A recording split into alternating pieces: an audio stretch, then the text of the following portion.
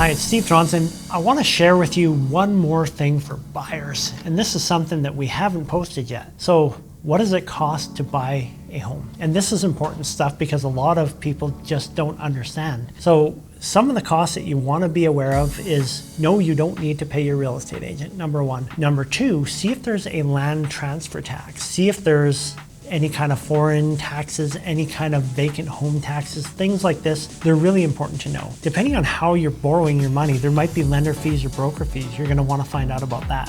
Typically in a transaction, you would pay for a home inspection on a detached house in Calgary or in the Kootenays somewhere. Expect $500 or $600. That would sort of be normal. It's going to depend on the size, shape of the house, and that kind of thing. You might expect to have condominium or a strata doc review, which might cost you $350, $400. Once again, it's going to depend on a number of things.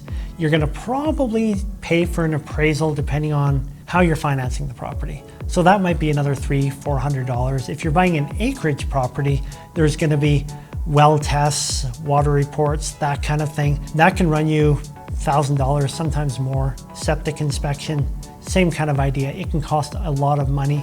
And then of course, if you're buying a new home, is there GST applicable? And that's going to depend on the situation. Are you moving into it? What is your price point? Are you an investor?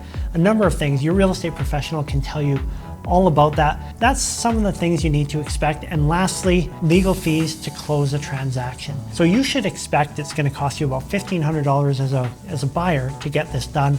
And then there's going to be a series of adjustments that happen. So for example, if the seller has already paid the property taxes, you're going to pay for the portion of property taxes that you're going to use for the balance of the year. So these are additional adjustments which your lawyer is going to go through and show you more of.